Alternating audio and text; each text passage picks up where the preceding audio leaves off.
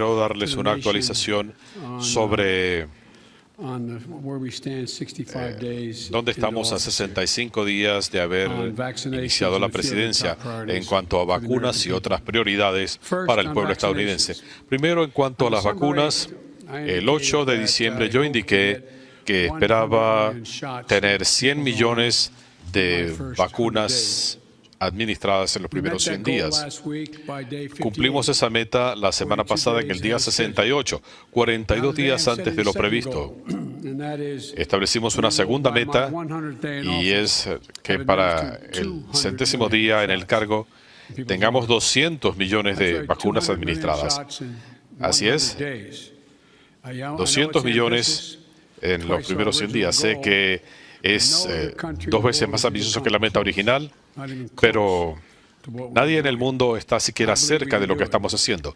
Creo que podemos hacerlo. Y hoy hicimos una inversión histórica para llegar a las comunidades más afectadas como consecuencia del virus, invirtiendo otros $10,000 millones para poder llegar a ellos. También establecí una meta antes de asumir el cargo de lograr que la mayoría de las escuelas de primaria reabrieran a plena capacidad en los primeros 100 días, gracias al enorme trabajo hecho por nuestro gobierno, educadores, padres, autoridades locales y estatales. Una encuesta reciente del Departamento de Educación demuestra que casi la mitad de las escuelas de primaria están abiertas a tiempo completo 5 días a la semana para enseñanza en persona. Todavía no es la mayoría, pero estamos muy cerca y pensamos que en los próximos 35 días cumpliremos esa meta también. Para el día de ayer, más de 100 millones de pagos de $1,400 cada uno habían salido para las cuentas bancarias de los contribuyentes. Es dinero real, tangible, que dará una ayuda inmediata prácticamente. Millones más recibirán su dinero muy pronto. Una última nota. Desde que aprobamos el plan de rescate para Estados Unidos, vemos indicios alentadores en nuestra economía. Desde la aprobación, la mayoría de los pronósticos económicos han mejorado considerablemente en sus proyecciones sobre el crecimiento económico para este año. Ahora están proyectando que excederá el 6%, un crecimiento de 6% en el Producto Interno Bruto. Y para esta mañana supimos que el número de personas que ha solicitado compensación por desempleo bajó en casi 100,000 individuos. Es la primera vez en un año que la cifra está por debajo del número más alto prepandemia. Todavía hay muchos estadounidenses sin trabajo, muchas familias afectadas y todavía hay mucho trabajo que hacer. Pero les puedo decirle al pueblo estadounidense que la ayuda ha llegado y la esperanza está en camino. Con gusto ahora responderé a sus preguntas. Zeke, Associated Press.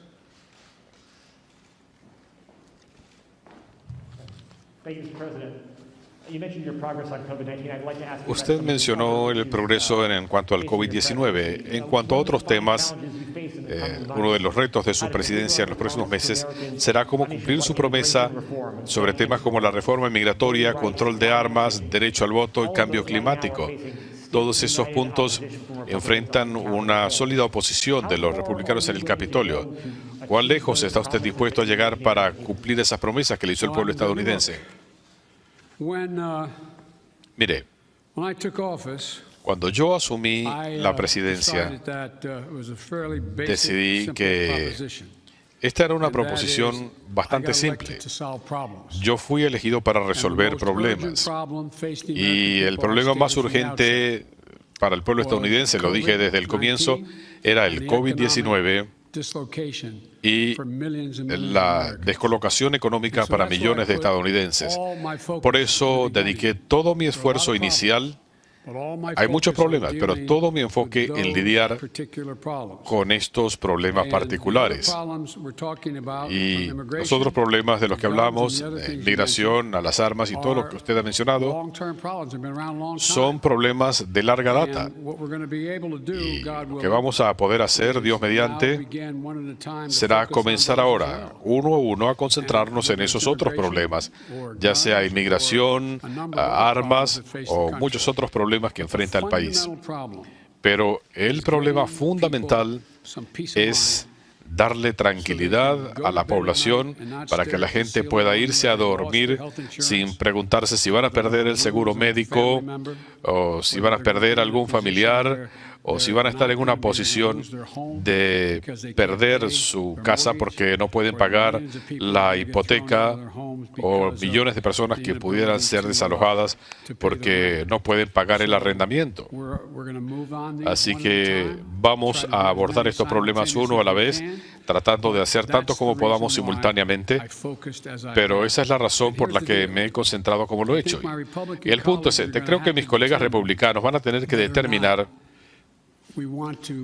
si quieren o no que trabajemos juntos, o si deciden que, como quieren proceder, es simplemente dividiendo al país y seguir con las políticas de la división. Yo no lo voy a hacer. Yo voy a seguir adelante encarando estos problemas. ¿Puede su presidencia tener éxito si no puede avanzar en esos cuatro temas? Cambio climático, control de armas, derecho al voto y cambio climático. Quiero progresar en todas esas áreas, pero es una decisión del pueblo estadounidense. Quizá usted, quizá otros, no sé, quizá algunos pensaban que no era posible que mi plan fuera aprobado sin los votos republicanos. Es algo muy significativo y se aprobó. La economía está creciendo, las vidas de las personas se están cambiando. Vamos a ver qué sucede. Todo lo que sé es que a mí me contrataron para resolver problemas, no para generar división. How about Yamiche? Thanks so much, Mr. President. Gracias, señor presidente. Usted ha dicho reiteradamente que este no es el momento para que los inmigrantes vengan al país. Ese mensaje no está siendo recibido. Más bien, lo perciben a usted como un hombre moral y decente. Y los inmigrantes vienen y le están encomendando a su gobierno menores no acompañados. ¿Cómo puede resolver eso? ¿Y cómo van a decidir qué familias se quedan y cuáles se van? Dado el hecho de que bajo el título 42 hay familias que se están quedando. Y hay un cronograma para cuando ya no tengamos estas instalaciones hacinadas en cuanto a menores no acompañados. Mire, debería considerar un elogio que la gente quiere venir porque soy un buen tipo, que soy un hombre decente o como quiera que lo digan. Dicen que Biden es un buen tipo. La verdad es que nada ha cambiado. 28% de incremento en el número de niños en la frontera bajo mi gobierno. 31% en el último año, en 2019, antes de la pandemia, bajo el gobierno de Trump. Esto ocurre cada año. Hay un repunte significativo en el número de personas que llegan a la frontera en los meses de invierno, en enero, febrero, marzo. Ocurre todos los años y además de eso, mire, alguien ha sugerido que hubo un repunte de 31% bajo Trump porque él era un buen tipo y estaba haciendo cosas buenas en la frontera. Esa no es la razón por la que vienen. La razón por la que vienen es porque es cuando tienen más posibilidades de viajar sin morir en el camino, porque hay menos calor en el desierto, número uno. Número dos, vienen porque las circunstancias en sus países son como son. La forma de lidiar con esto, y comencé a hacerlo cuando estaba en el Senado y cuando era vicepresidente, armando un programa bipartidista de $700 mil millones para atender las causas de fondo de la emigración. ¿Qué hizo Trump? Eliminó esos fondos, no los usó. Además de eso, lo que hizo fue desmantelar todos los elementos que existían para lidiar con lo que era un problema y siguió siendo un problema por mucho tiempo. De hecho, él cerró el número de camas disponibles. No le dio fondos al Departamento de Seguridad Nacional para sacar a los niños de estas instalaciones de la patrulla de frontera, donde no deberían estar. En todo caso, solo por unos días. Pero él desmanteló todo eso. Lo que estamos haciendo ahora es tratando de reconstruir el sistema, un sistema que pueda atender la situación presente. Me gustaría pensar que es porque soy un buen tipo, pero no, esto pasa todos los años. Y déjeme decirle algo más. Si usted analiza el número de personas que vienen, la gran mayoría de las personas que llegan a la frontera y cruzan son devueltas.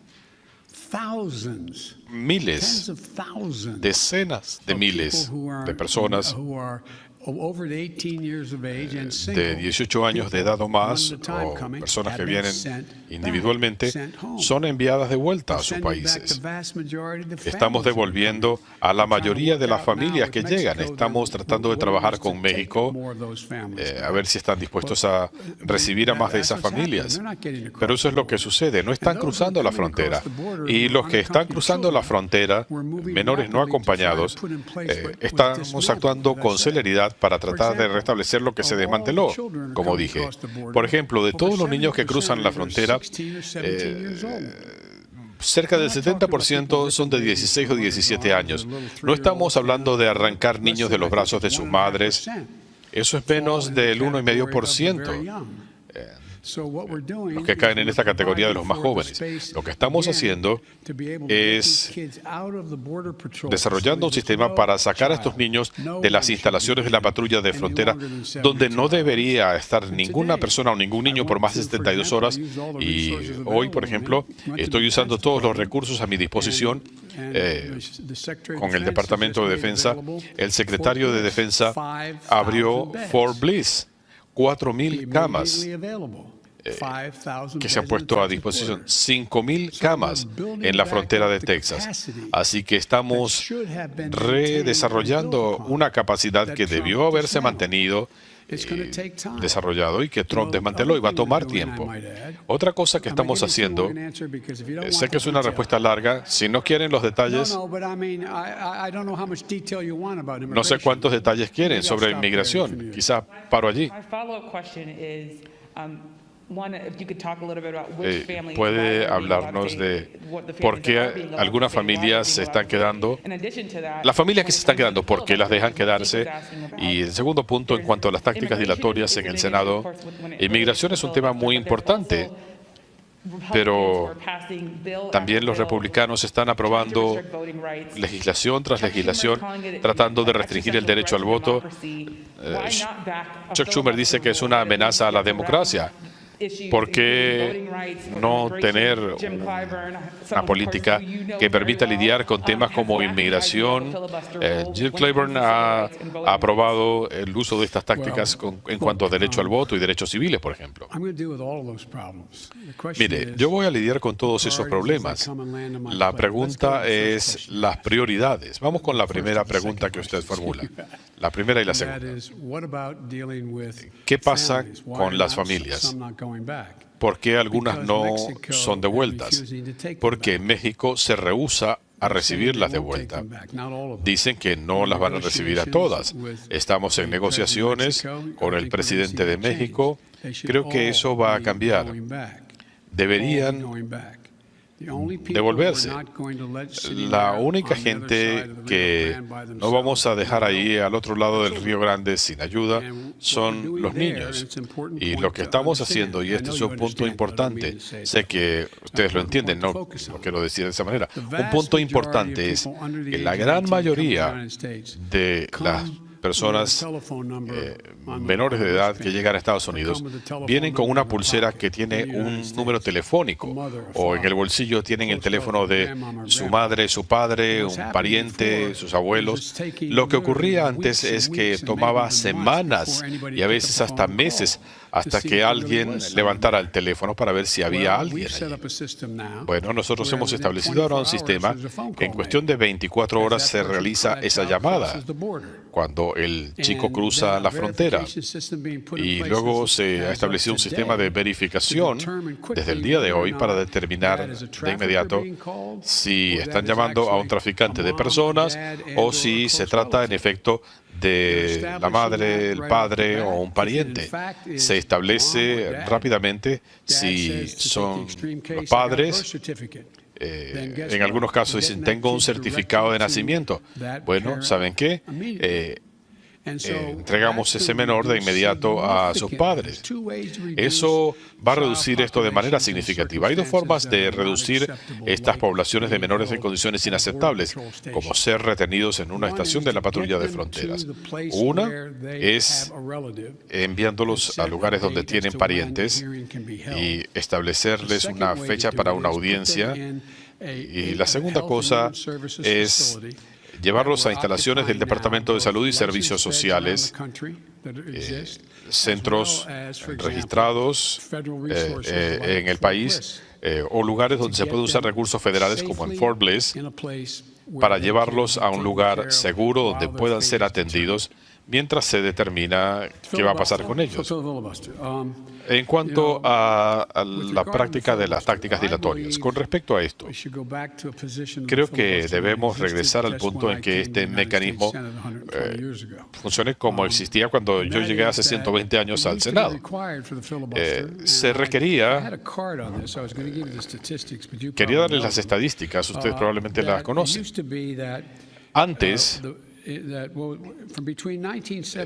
entre 1970 y 71 hubo 58 mociones para romper este estancamiento.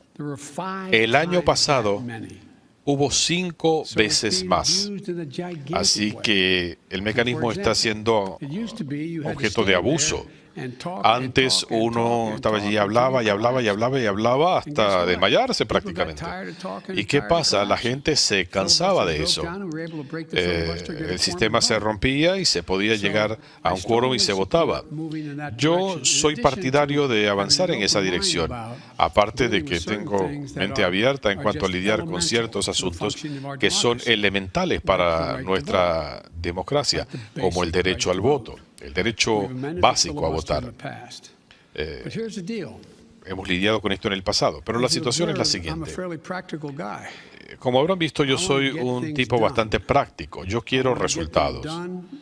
Quiero resultados consistentes con los que le hemos prometido al pueblo estadounidense. Y para hacer eso, en un Senado 50-50, tenemos que llegar al punto en que tengo los 50 votos para que la vicepresidenta pueda romper el empate o 51 votos sin el voto de ella. Así que voy a decir algo escandaloso. Yo nunca he sido malo calculando cómo lograr resultados en el Senado. La mejor manera de que algo se haga, algo que es importante para uno y... En fin. Vamos a hacer mucho. Y si tenemos un total impasse y caos, entonces habrá que volver a lo que mencionaba. Hang on. Sorry. Ms. Kim.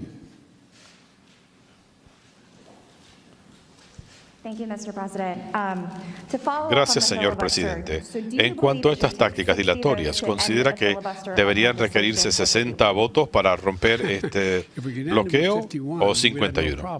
Si pudiéramos hacerlo con 51 no habría problemas. Bajo las reglas existentes, es difícil tener una decisión parlamentaria que permita 60 votos para romper el estancamiento. Pero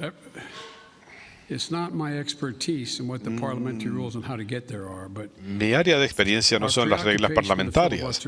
Nuestra preocupación en este sentido es legítima, pero en el entretanto es mucho que podemos hacer mientras hablamos de estas tácticas dilatorias. Cecilia Vega. I'd like to circle back to immigration, please. Volviendo a inmigración, usted habló de las razones por las que la gente viene, los problemas en sus países de origen, que esto es cíclico cada año. Habló del gobierno anterior. Leía de un reporte de una visita a la frontera a una menor que llegó desde Honduras, tiene 9 años. Pudimos hablarle a su familia. Su madre dice que ella envió a su hijo a este país porque ella piensa que usted no está deportando a menores no acompañados, menores como su hijo. Por eso lo envió solo desde Honduras. Usted culpa al gobierno anterior, pero cuando usted dice que estos menores se les permitirá quedarse en el país, ¿no está eso alentando a familias como la de José para venir?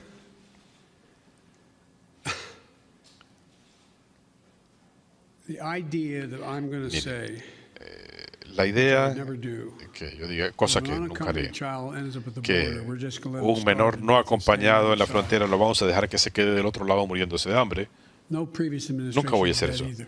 Ningún gobierno anterior hizo eso excepto el de Trump. Yo no lo voy a hacer. No lo voy a hacer. Es por eso que le he pedido a la vicepresidenta de Estados Unidos ayer que sea la persona principal para trabajar en las razones fundamentales que motivan a la gente a salir de Honduras, Guatemala y El Salvador, en primer lugar. Esto se debe a terremotos, inundaciones, a la falta de comida, a la violencia de pandillas. Esto se debe a una amplia gama de asuntos. Cuando yo era vicepresidente, teníamos la misma obligación y logramos reducirlo significativamente trabajando con los jefes de gobierno de esos países. En una de las ciudades de estos países, los chicos no podían caminar por la calle porque los mataban o los golpeaban. Bueno, lo que hicimos fue no darle dinero a los jefes de Estado, porque en algunos casos había corrupción. Pero decíamos, bueno, ¿qué necesitan? Luces en las calles. Vamos a pagar por la iluminación. Conseguimos contratistas. Conseguimos las lámparas. Pagamos directamente sin ir a través del gobierno y la criminalidad se redujo considerablemente en la ciudad y menos gente trató de huir. Cuando hay huracanes, 2 casos, en lugar de ir a ayudar a gran escala, la gente ya no tiene razón para querer irse porque no tienen vivienda o agua o alimentos. Bueno, no hacíamos nada. Ahora vamos a hacer mucho bajo mi gobierno. Vamos a utilizar esos más de $700 mil millones al año para cambiar las circunstancias de vida de esta gente. Esa madre no se sentó en la cocina y dijo, ¿saben qué? Se me ocurrió algo brillante. Me voy a asegurar que a mi hijo lo atiendan y... ¿Qué edad tenía? 9 años, el otro tenía 10.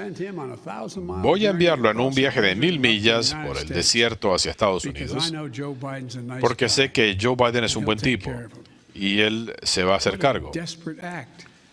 Es una acción desesperada. Las circunstancias deben ser horribles. Así que podemos hacer algo y esto lo va a estar haciendo la vicepresidenta. Lo que yo hice cuando el presidente Obama me pidió que trabajara en esto, yo estaba en Turquía y me dijo, tienes que venir a encargarte de esto, de armar un plan, y esto tuvo un impacto. Así que la pregunta aquí es, ¿cómo vamos a hacer esto? ¿Qué hacemos? No hay una respuesta fácil. Si me permite, ¿quiere usted que estos menores no acompañados se queden en el país o deben ser deportados eventualmente? La decisión se tiene que tomar. En el caso de este niño, él tiene una madre en su país. Por alguna razón, se lo puede poner en un avión y enviarlo de vuelta a donde está su mamá. Usted decía que las circunstancias deben ser terribles. El centro que estuve visitando en Donna, Texas, está a 176% de su capacidad. Hay niños durmiendo en el piso están hacinados en estos grupos. Algunos niños no han visto el sol en días. ¿Qué opina usted de estas imágenes que han surgido de estas instalaciones? ¿Es esto aceptable para usted? ¿Y cuándo se va a corregir esto? ¿Es en serio? Que sí es aceptable para mí, por favor. Por eso vamos a sacar a 1000 de esos niños lo antes posible.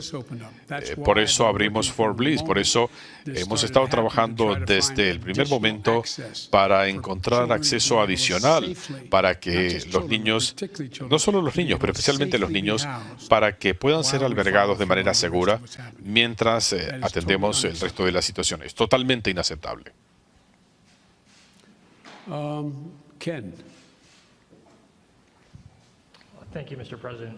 I wanted to ask you about Afghanistan. En cuanto a Afganistán, You face a May 1st deadline usted tiene un plazo que vence el 1 de mayo para retirar las fuerzas de ese país. Como candidato, usted decía que ya era hora de ponerle fin a estas guerras eternas. ¿Se puede comprometer con el pueblo estadounidense que para el 2 de mayo Estados Unidos ya no tendrá fuerzas en Afganistán? La respuesta es que va a ser difícil cumplir con el plazo del 1 de mayo. Por razones tácticas es difícil sacar a esas tropas. Así que lo que he estado haciendo y lo que el secretario Blinken ha estado haciendo ha sido reunirnos con nuestros aliados, con otras naciones, aliados de la OTAN que tienen fuerzas en Afganistán también. Y vamos a salir de una manera segura y ordenada. Estamos consultando a nuestros aliados y socios sobre cómo proceder y el secretario Blinken tiene una reunión esta semana en Bruselas con los aliados de la OTAN, particularmente aquellos que tienen fuerzas allí. El general Austin se reunió con Kayani, estoy esperando por un informe de la reunión. Este es el líder en Afganistán y Kabul. Hay un proceso encabezado por la ONU que comienza pronto para la mecánica de ponerle fin a este conflicto, pero no tengo la intención de quedarnos allí por mucho tiempo. La pregunta es cómo y bajo qué circunstancias vamos a cumplir con ese acuerdo que dejó el presidente Trump, un acuerdo que aparentemente no se puede ejecutar. ¿Cómo se va a hacer? Pero no nos vamos a quedar mucho tiempo. Usted dice si es que nos vamos. Vamos a salir. La pregunta es cuándo. ¿Cree que es posible que siga habiendo tropas allí el año que viene? No puedo imaginarme que ese vaya a ser el caso. Kristen. Thank you very much, Mr. President. Given the conditions that were Dadas just las laid condiciones out at the migrant establecidas facilities at the US border, en las will you instalaciones para commit migrantes to en la allowing frontera, journalists ¿se to have comprometería usted a access permitir que to los the periodistas facilities tengan that are acceso a estas overcrowded instalaciones moving forward? que están hacinadas de aquí en más? Yo me comprometo a que ustedes tengan acceso cuando mi plan esté en marcha, no solamente a esas, sino a otras instalaciones también. ¿Cuán pronto tendríamos acceso a estas instalaciones? Se permitió el acceso a una de estas instalaciones, pero no hemos visto las instalaciones donde estos niños están amontonados para que el país lo pueda ver. ¿Se comprometería usted con la transparencia? Me comprometo con la transparencia y tan pronto como esté en posición de poner en práctica lo que estamos haciendo en este momento. Una de las razones por las que yo no he ido, he enviado emisarios, es porque no me quiero convertir en el punto focal. No quiero traer conmigo al servicio secreto y toda una comitiva. Esto se está haciendo y van a tener pleno acceso una vez que el sistema esté en marcha. ¿Y cuándo sería eso, señor presidente? No lo sé. Para ser claro, usted ha hablado mucho del gobierno anterior. En este momento la responsabilidad es suya. Usted revirtió algunas de esas políticas. ¿Revertir qué? ¿Se precipitó usted al revertir algunas órdenes ejecutivas de su predecesor? Primero que nada, las políticas establecidas no estaban ayudando, no estaban reduciendo el número de migrantes. Revertir la política de separar a niños de sus madres, yo no pido disculpas por eso.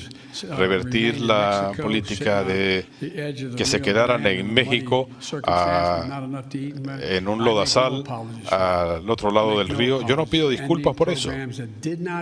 Ponerle fin a programas que no existían antes que Trump asumiera la presidencia.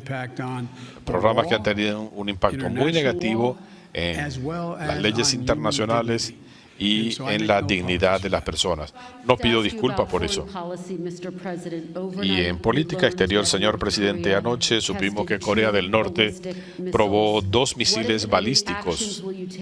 ¿Qué medidas, si acaso alguna, piensa tomar y cuál es su línea roja respecto a Corea del Norte? Déjeme decirle, primero que nada, que la resolución 1718 de la ONU fue violada por esas 2 pruebas de misiles. Número 1, estamos consultando a nuestros aliados y socios y habrá respuestas si deciden escalar la situación y responderemos. Pero también estoy preparado para alguna forma de diplomacia, pero tiene que estar supeditada al resultado último de la desnuclearización.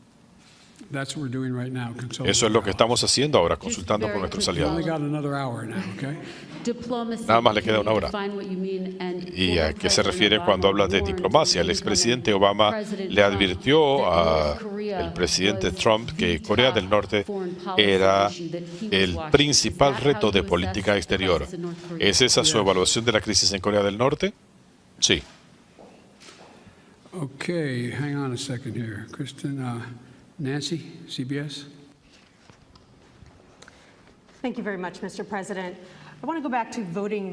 Volviendo al derecho al voto, legisladores republicanos en todo el país están trabajando para que se aprueben proyectos de ley que restringirían el voto. Los demócratas temen que son los votos de los jóvenes y de las minorías, la gente que le ayudó a ser elegido en noviembre.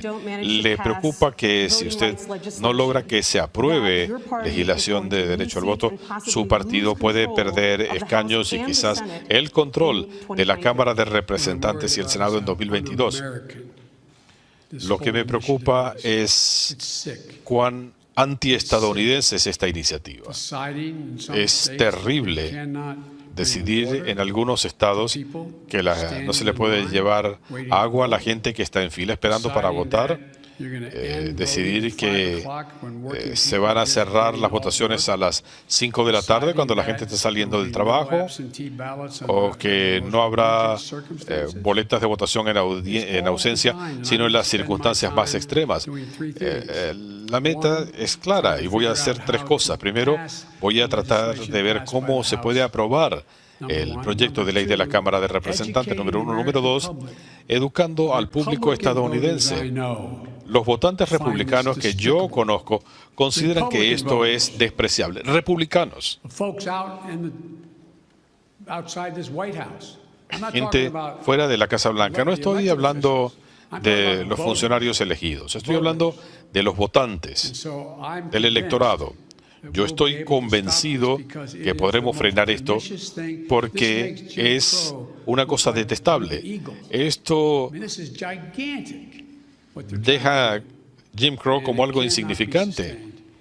Esto no se puede sustentar y vamos a hacer todo lo posible en el Senado y en la Cámara para que esto no se convierta en ley. ¿Hay algo más que puede hacer aparte de la vía legislativa?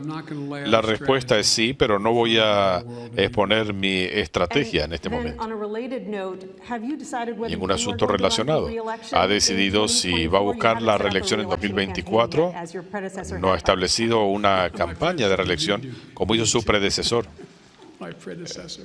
Mi predecesor él lo necesitaba. Have you- Lo extraño. Answer is yes. My plan is to run for re-election. La respuesta es sí. And then, Yo tengo la expectativa de another postularme a la note on reelección. bipartisanship. Your old friend, Y Mitch en cuanto McConnell, al says bipartidismo, you have su only amigo spoken Mitch to McConnell each other once dice since que han you took hablado office, solo una vez desde que and usted that you asumió el have cargo moved far left y que since usted taking se ha ido office. demasiado a la izquierda. ¿Lo ve usted igual? ¿Ha rechazado usted el bipartidismo? No. ¿Cuándo fue la última vez que un presidente invitó al partido de oposición por lo menos 6 veces para discutir distintos temas? Estamos hablando con un grupo de 20 miembros del Senado para restablecer nuestra producción de microcircuitos. Estamos trabajando en muchas cosas. Yo conozco bien a Mitch y él me conoce a mí. Yo esperaría que diga lo que dijo, pero de lo que se trata aquí es de, miren, yo quisiera que los republicanos elegidos me den su apoyo, pero yo estoy recibiendo apoyo electoral de votantes republicanos que están de acuerdo con lo que estoy haciendo. Así que, a menos que Mitch diga que el último instrumento legal que yo hice fue demasiado a la izquierda, bueno, que hable con su partido, porque más del 50% de los votantes republicanos apoyan lo que hice. Caitlin? Thank you very much, Mr. President. I have a question for you, but first I'd like to follow up on a question from Dándole Yamiche, seguimiento and that's on the a That counts as a filibuster. la question. pregunta de Go ahead. Yamiche. Okay, I'll make it quick. It's a No, quick no, you question. Regarding the filibuster, En cuanto a las tácticas dilatorias, en el funeral de John Lewis, el presidente Barack Obama dijo que pensaba que este mecanismo era una reliquia de la era de Jim Crow. ¿Está de acuerdo? Sí. Entonces, ¿por qué no eliminarlo si es una reliquia de esa era? Successful electoral politics is the art of the possible. La política es exitosa cuando se la ve como el arte de lo posible. Vamos a ver cómo podemos hacer esto y avanzar para cambiar de manera significativa el mecanismo para controlar el abuso. Se ha abusado desde el comienzo y especialmente en los últimos 20 años. Vamos a lidiar primero con el abuso. Pareciera que usted se acerca a eliminar el mecanismo. Correcto, ya le respondí. Usted también dijo que se va a postular a la reelección. Es mi expectativa. ¿Lo piensa hacer? Mire, no sé. Yo no planifico tan hacia adelante. Y si usted se postulara, ¿lo haría con la vicepresidenta Harris? Ciertamente, ella es una excelente socia, está haciendo un muy buen trabajo. ¿Y cree que competiría con el expresidente Trump? Por favor, yo ni siquiera pienso en eso, no tengo idea. No sé siquiera si va a haber un partido republicano. ¿Usted? Es una pregunta retórica. Pero mire, la forma en que yo veo las cosas, yo tengo fe en mi vida. Yo tengo la meta de hacer las cosas por la gente que me importa más, los estadounidenses, trabajadores que se han visto muy golpeados. Quiero cambiar el paradigma, que comencemos a recompensar el trabajo, no solo la riqueza. Quiero cambiar el paradigma. Es interesante que mis amigos republicanos se preocupan por los impuestos, los costos, los impuestos asociados con la legislación que se aprobó, que pone dinero en los bolsillos de la gente. Se quejan cuando ellos aprobaron un recorte fiscal de casi 3 billones de dólares para el 3% que está en la cima. No se quejaban de eso. Me encanta cuando veo cómo están tan preocupados ahora por el presupuesto federal. Es sorprendente Cuando el presupuesto está salvando las vidas de la gente, no les parece buena idea. Cuando el presupuesto federal está favoreciendo a los más acaudalados, a 90 empresas del Fortune 500 que no pagan impuestos. Cuando se tiene un matrimonio, por ejemplo, con un cónyuge que es maestro y otro que es policía, están en una categoría fiscal. Por favor, de repente ahora están preocupados. Mire, yo durante mi campaña lo dije y algunos de ustedes piensan que estoy equivocado. Me dije, me estoy lanzando por tres cosas: para restablecer la transparencia, la honestidad, la dignidad del sistema político estadounidense. Dos, para reconstruir la espina dorsal de este país, la clase media, gente trabajadora. Ellos construyeron a Estados Unidos. Los sindicatos construyeron a la clase media. La tercera razón por la que me postulé fue para unificar al país. Y en términos generales decían, eso no se puede hacer. Bueno, no habré podido unificar al Congreso, pero según las encuestas, al país sí. Las encuestas lo reflejan. Tenemos que unirnos. Así que desde mi punto de vista,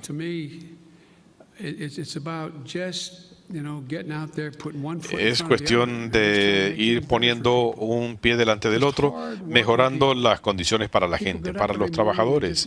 La gente que se levanta cada mañana tratando de ver cómo van a poner comida en la mesa para sus hijos, cómo van a tener un respiro, cómo van a poder irse a dormir sin preocuparse por la falta de seguro médico, como le pasó a mi padre. Cosas básicas. Y pienso que la mayoría de la gente, incluyendo muchos republicanos registrados, la mayoría, comparten esa perspectiva, ese sentido de qué es lo que es apropiado. Justin Singh, Bloomberg. En cuanto a su relación con China, ya usted ha estado un par de meses en la presidencia. Está el tema de la reunión de Alaska, fue un tanto histriónica y en este momento ¿se siente usted más inclinado a mantener los aranceles a China? ¿Consideraría usted prohibir la importación de productos hechos con trabajo forzado? ¿Y consideraría recortar las inversiones de Estados Unidos o el acceso de China a mecanismos internacionales de pago? Mire, todas sus preguntas son legítimas, pero solamente tocan una mínima fracción de la relación con China. Conozco a Xi Jinping desde hace mucho tiempo. Cuando dejé la vicepresidencia, yo había pasado más tiempo con él que ningún otro líder mundial, porque el presidente Obama y el presidente chino Hu decidieron que debíamos conocernos, porque es inapropiado que el presidente de Estados Unidos esté interactuando con el vicepresidente de otro país, pero obviamente este iba a ser el próximo líder de China. Así que pasamos muchas horas a solas con nuestros intérpretes, analizando en detalle y con la mayor claridad la situación. Es un individuo muy listo, aunque no tiene una pizca de demócrata sí, pero es un mundo muy complejo. Así que cuando yo fui elegido, él me llamó para felicitarme y le dije, para sorpresa de los expertos China, sus colaboradores como los míos, tuvimos una conversación de 2 horas. 2 horas. Y dejamos varias cosas en claro. Yo le reiteré lo que varias veces le dije en persona, que nosotros no estamos buscando una confrontación, aunque sabemos que habrá una competencia muy intensa. Segundo, insistimos en que China se ciñera a las reglas internacionales de competencia y comercio. Tercero, le dije, para competir de manera efectiva, vamos a lidiar de manera efectiva con China. Y necesitamos tres cosas para ello. Primero, vamos a invertir en los trabajadores estadounidenses y en la ciencia estadounidense. Lo dije en la campaña y lo reitero. Estoy estructurando mi gobierno para hacer eso. En los 60 invertíamos casi el 2% de nuestro Producto Interno Bruto en investigación y en ciencia. Hoy es 0,7%. Voy a cambiar eso. Lo vamos a cambiar. El futuro yace en quién puede efectivamente hacer lo suyo en tecnología, computación cuántica, avances médicos. Así que lo que voy a hacer es asegurarme que invirtamos cerca del 2%, una razón por la que establecí la Junta de Asesores Científicos es porque vamos a invertir en investigación médica, cáncer, Alzheimer, diabetes, inteligencia artificial, computación cuántica, biotecnología, las industrias del futuro. Y vamos a hacer inversiones reales. China está invirtiendo muchísimo más que nosotros porque ellos quieren controlar ese futuro. Lo otro que vamos a hacer es restablecer nuestras alianzas, y he sido muy claro. Esto no es anti-China, y hablamos de eso. Queremos asegurarnos que, por ejemplo, poco después de esta conferencia, que está bien, una de las cosas que vamos a hacer, vamos a conversar con 27 jefes de Estado de Europa, creo que en la próxima hora, y a comienzos de mes, esto le llamó la atención a China, aunque no fue la razón. Me reuní con nuestros aliados para ver cómo vamos a hacer que China responda en la región. Australia, India, Japón y Estados Unidos, el grupo llamado el Quad, porque tenemos que tener democracias trabajando conjuntamente. Pronto invitaremos a representantes de estas democracias para hablar del futuro, y vamos a dejar en claro que para poder lidiar con estas situaciones vamos a necesitar que China responda, que acaten las reglas. En cuanto al mar del sur de China, Taiwán o múltiples otros temas. Y el tercer punto,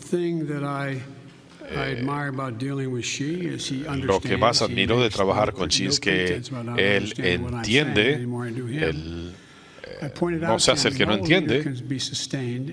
Yo decía que ningún líder se puede mantener en su posición a menos que represente los valores del país. Y yo le dije, señor presidente, como le he dicho antes, Estados Unidos valora la noción de la libertad. Los estadounidenses valoran los derechos humanos. No siempre cumplimos con esa expectativa, pero es un principio fundacional de nuestra nación. Y en tanto y en cuanto usted y su país continúen violando los derechos humanos, vamos a seguir incansablemente llamando la atención del mundo y dejando en claro lo que está sucediendo. Y él lo entendió. Dejamos en claro que ningún presidente estadounidense, por lo menos uno lo hizo, pero ningún presidente estadounidense dejó de hablar de problemas como el de los uigures, de lo que ocurre en Hong Kong, de lo que está ocurriendo en el país. Eso es lo que somos. En el momento en que un presidente le rehúya esto, como hizo el anterior, comenzamos a perder legitimidad en el mundo. Eso es lo que somos. Así que yo veo competencia fuerte con China. China tiene una meta, y no los critico por su meta, pero ellos quieren convertirse en el país más próspero y líder del mundo. No va a ocurrir bajo mi gestión, porque Estados Unidos va a seguir creciendo y expandiéndose. Y en cuanto a esta reunión, se va a hablar de sanciones. No es para tomar una decisión, es para estar todos en la misma página. Todos en la misma página.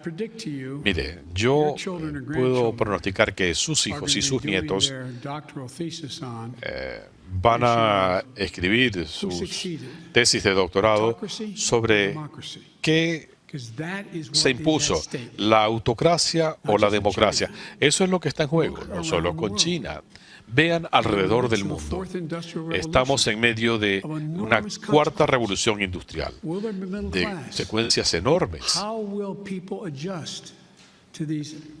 ¿Cómo se va a ajustar la gente a estos cambios significativos en ciencia y tecnología y medio ambiente? ¿Cómo lo van a hacer? Y nuestra democracia está equipada porque la gente quiere competir. Es absolutamente claro que la mayoría de los expertos concuerda conmigo en que esta es una confrontación entre las democracias en el siglo XXI y las autocracias. Si se fijan, Rusia ya no se habla de comunismo, es una autocracia.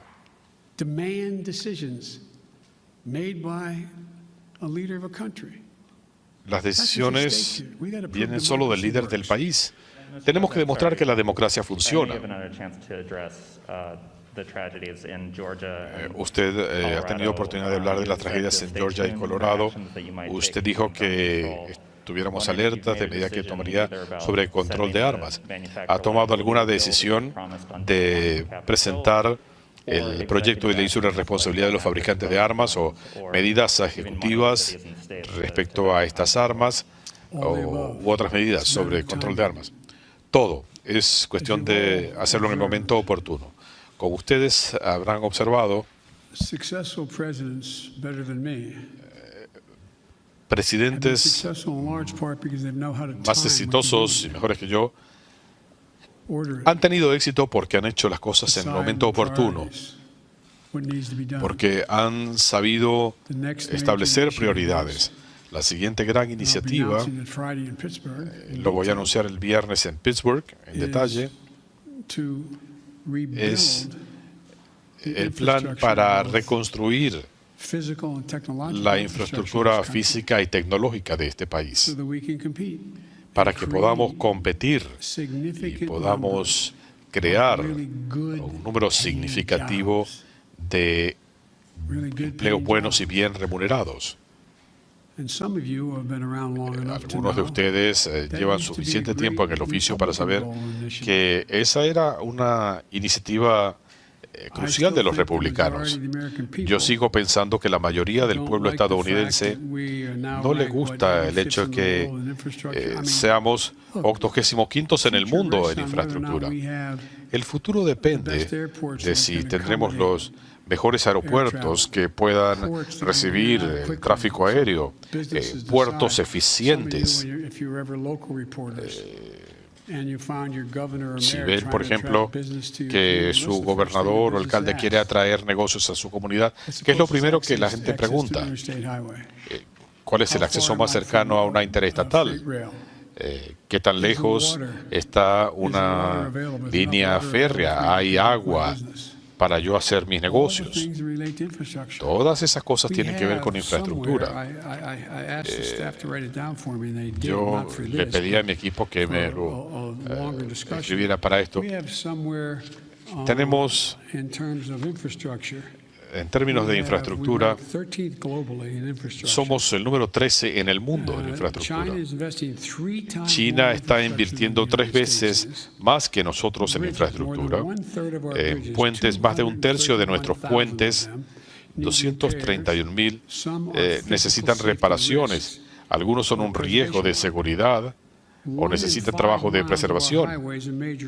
1 de cada 5 millas de carreteras está en condición de deterioro. En aviación, 20% de los vuelos, 20% de los vuelos se atrasaron, lo que resultó en la pérdida de miles de horas de productividad. Hasta 10 millones de hogares en Estados Unidos siguen teniendo tuberías con plomo. Tenemos pozos que no han sido sellados y están emitiendo metano. ¿Qué estamos haciendo? Mire, podemos poner mineros a trabajar sellando esos pozos, pagándoles lo mismo que se les paga por perforar los pozos. Así que, mire, es frustrante. Un último punto sobre infraestructura. Les pido disculpas por extenderme, pero si ustedes piensan en esto, es cuestión de poder incrementar significativamente la productividad de Estados Unidos y al mismo tiempo generar buenos empleos para la gente. Pero no podemos reconstruir las cosas tal y como eran antes. Ya se ha causado un gran daño ambiental. Las carreteras que estaban por encima del nivel freático, no había que preocuparse por los drenajes. Ahora hay que construirlas 3 pies más altas. No se puede volver al punto de antes, hay que hacer las cosas mejor. Es tanto lo que podemos hacer. Vean, todas esas escuelas en Estados Unidos. La mayoría de ustedes viven aquí en el área de Washington, pero en sus ciudades de origen, ¿cuántas escuelas hay donde los chicos pueden tomar agua directamente del caño? ¿En cuántas escuelas hay problemas de asbestos? ¿En cuántas escuelas de Estados Unidos hay ventilación adecuada? ¿Cuántos edificios escolares, complejos de oficina, están desperdiciando millones de barriles de petróleo porque no pueden controlar la calefacción o el aire acondicionado, porque las ventanas y paredes dejan colar estos servicios? Así que es mucho lo que podemos hacer para que la gente tenga vidas más saludables y tengan buenos empleos. Yo creo una pregunta más. Gracias, señor presidente. Tenemos una reportera en la frontera. Habló con 2 menores que llegaron, fueron detenidos, traían un número telefónico. Su madre vive acá, contactamos a la madre. Es la única forma en que saben que sus hijos están aquí, porque las autoridades todavía no la habían contactado. ¿Cuándo se puede lograr esto? Las cosas están mejorando, pero tienen que mejorar rápidamente o va a haber cambios. Tenemos que hacer esto. Tenemos que hacerlo. Tuvimos una prolongada reunión con distintos miembros del gabinete. Tenemos que ver resultados. En la próxima semana sacar a unas 100.000 personas de estos centros de la patrulla de fronteras, llevándolos a sitios seguros. Tenemos que mejorar estos servicios. Hay que trabajar con empleados del Departamento de Seguridad Nacional, de Salud y Servicios Sociales. Estamos en el proceso de darles el personal necesario para que hagan esto. Pero aprecio el hecho que ustedes hayan ido allá y estén haciendo estas llamadas. Lo siguiente que tiene que ocurrir, y usted lo sabe, es que tenemos que tener certeza que estamos hablando realmente con la madre o el padre. Hay maneras de hacer esto. de determinar si se tiene el código apropiado de la tarjeta de crédito o cómo se llama su perro. Son solo ejemplos, pero el asunto es tener datos confiables, ADN, certificados de nacimiento y demás. Queremos hacer esto tan rápido como sea posible, pero de la forma más segura posible.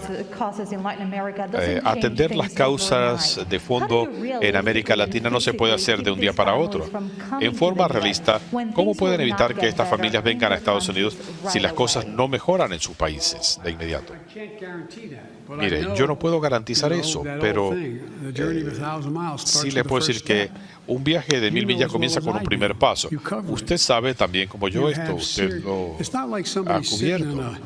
No es cuestión de que alguien se sienta en una mesa en Guatemala o en México o Guadalupe y dice, tengo una idea. Vamos a venderlo todo. Vamos a darle esto a un coyote. Vamos a mandar a los chicos por el desierto a un país donde no hablan el idioma. ¿No sería bueno? Así no son las cosas. La gente no quiere emigrar.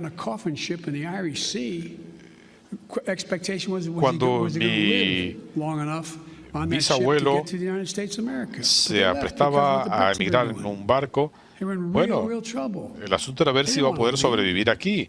Ellos no querían hacerlo, pero no tenían opciones. Mire,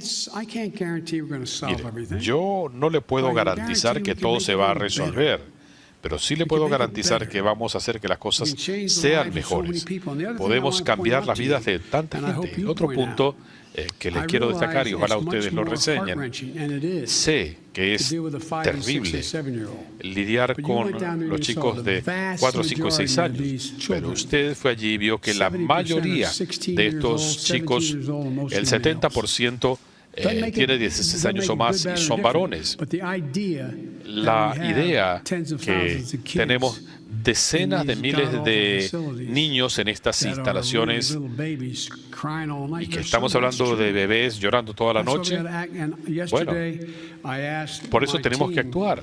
Ayer le pedí a mi equipo, a los directores de estos organismos y a otros, les pregunté si, en efecto, les dije que me dieran su opinión, son los expertos.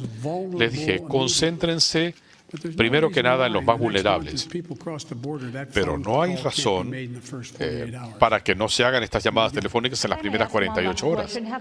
Y una última pregunta. ¿Ha conversado usted con republicanos en el Senado que amenazan con no considerar el proyecto de ley de inmigración hasta que se resuelva la situación en la frontera?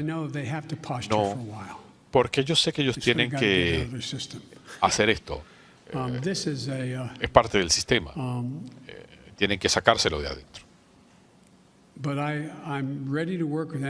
Yo estoy listo para trabajar con cualquier republicano que quiera ayudar a resolver el problema y a mejorar la situación. Pero miren, me marcho. Muchas gracias.